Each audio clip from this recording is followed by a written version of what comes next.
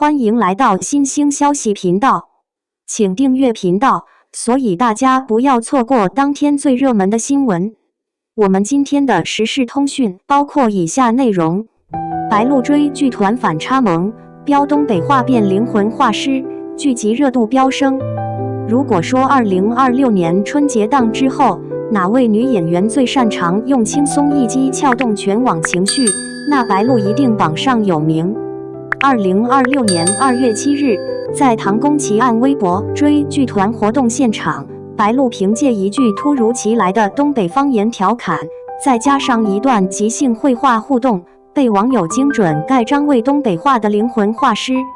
这个看似随意的标签，在数小时内完成了从粉圈热词到路人热议的跃迁，也让当日剧集热度出现肉眼可见的攀升。比起精心设计的热搜词条，这种意外出圈，恰恰是当下娱乐生态中最稀缺也最有效的传播方式。盛唐探案人一开口成东北老妹儿。当晚的追剧团现场原本是一次标准配置的剧宣活动，主创互动、剧情分享、粉丝提问，节奏稳妥，气氛友好。直到白鹿被 Q 到即兴画画环节，面对主持人略带调侃的提问，他没有走谦虚营业那套，而是突然切换频道，用一口带着大碴子味的东北方言自嘲自己的画技。具体原话虽未被官方完整放出，但现场反应已经说明一切，台下笑声炸开，弹幕瞬间刷屏。更妙的是，他不是只说不做，话音刚落，白鹿便直接上手画画，线条干脆，表情松弛，配合他自己一本正经的东北话旁白，形成了一种极具反差的喜剧效果。网友评价一针见血，他不是在搞笑，他是在不自觉地制造笑点。双引号，温柔细节让 CP 感自然生长。如果说东北话是情绪引爆点，那么随后他与男主王星越的互动则完成了气质层面的反转补刀。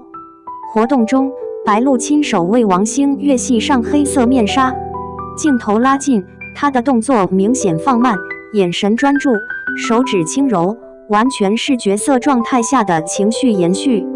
这一幕被粉丝形容为温柔到心巴。双引号，戏内唐宫奇案中两人是并肩破案，情绪克制的搭档，戏外却是一个稳稳接住玩笑，一个自然释放松弛感。严肃与轻松在同一场合无缝切换，让观众第一次如此直观地感受到所谓演员魅力并非靠滤镜，而是靠分寸。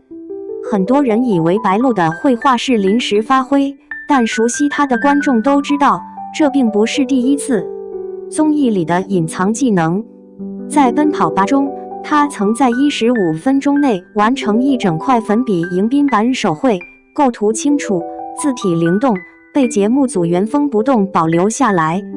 他给成员画的简笔画不追求写实，却总能抓住人物的神态点，被网友评价为不是像，是有故事。双引号，直播中的专业瞬间。2025年的一次直播中，白鹿即兴设计鞋花，从线条到配色一气呵成，专业程度让不少粉丝直接在弹幕里喊求开课。双引号，游戏里的抽象美学。而在奔跑吧天路篇西藏站，他用寥寥几笔画出俏皮人物形象，被调侃为抽象派掌门人，但偏偏就是这种不完美，制造了极强的记忆点。所谓灵魂画师，更像是一种长期积累后的自然外溢。如果说画画是技能，那么东北话就是白鹿的情绪武器。他并非东北人，却能在综艺中自然使用东北方言接梗教学，毫无刻意模仿的痕迹。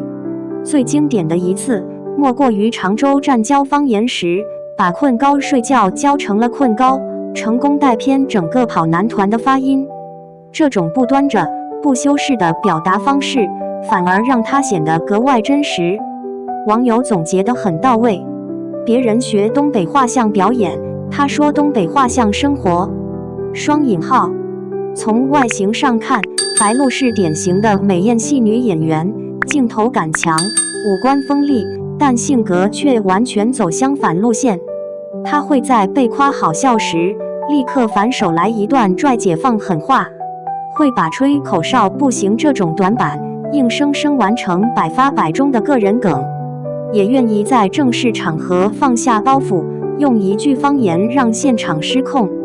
这种反差不是装出来的，而是建立在安全感之上。他清楚自己站得住，所以敢松。剧宣的理想状态，数据显示，活动当日，优酷站内《唐宫奇案》热度突破8500，角色李佩仪的搜索量同步上涨。相关片段经中网传播于雅雅等账号扩散后，迅速衍生出二创内容，包括王星越白鹿神图东北话名场面剪辑等。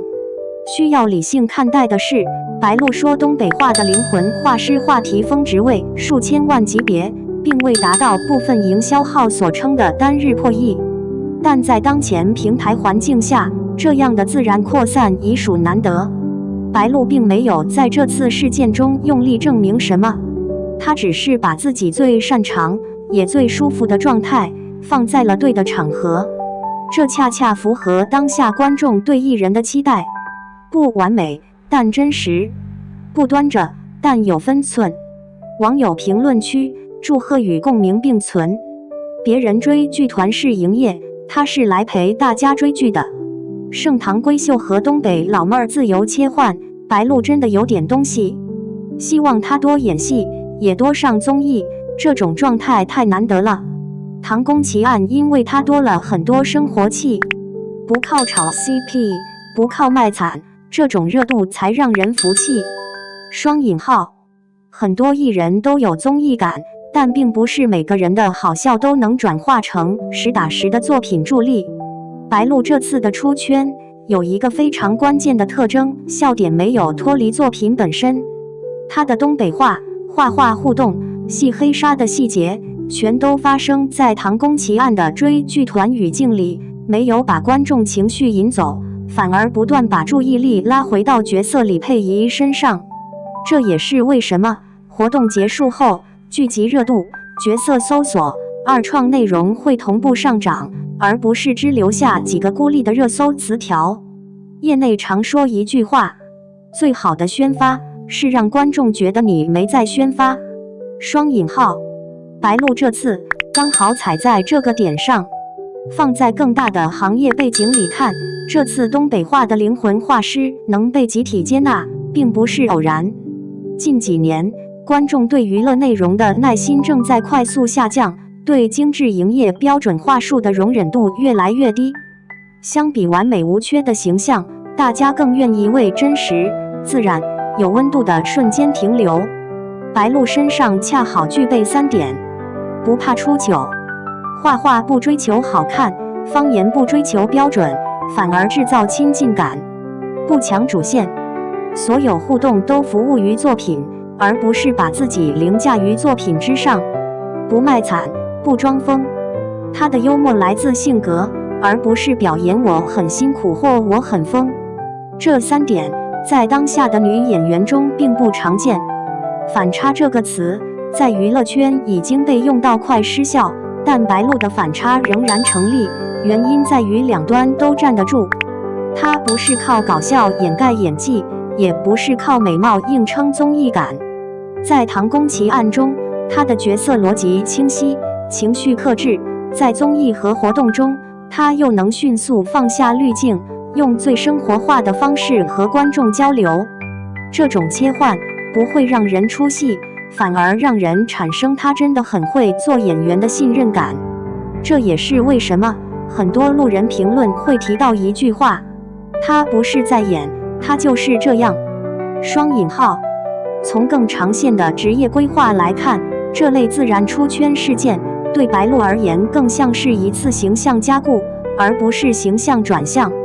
她并没有被喜剧人设绑死，反而通过一次次轻松互动，让观众接受她的多面性，能认真也能好笑，能端得住也能放得下。在女演员普遍面临转型焦虑的阶段，这种状态反而显得难得。网友祝贺与玩梗评论持续发酵，随着话题持续扩散，评论区逐渐从好笑走向祝贺。不少网友开始用更长线的眼光评价白鹿，她现在的状态很像事业上升期最舒服的阶段，希望她以后每部戏宣发都这么自然，真的不累观众。东北话只是引子，真正留住人的是她的松弛感。终于有女演员不靠吵不靠哭也能被记住了，唐宫奇案因为她多了一点烟火气。双引号。也有网友调侃式总结，白鹿一边破案一边整活，还顺手把热度拉满。双引号。结语：东北话的灵魂画师并不是一个被精心设计的标签，而是白鹿在合适的时间、合适的空间里做了一件最像自己的事。在一个高度模板化的娱乐圈里，这种自然发生的瞬间反而显得格外珍贵。而对白鹿来说，也许最重要的不是多了一个热搜，而是再次证明了一件事：当演员足够松弛，观众自然会靠近。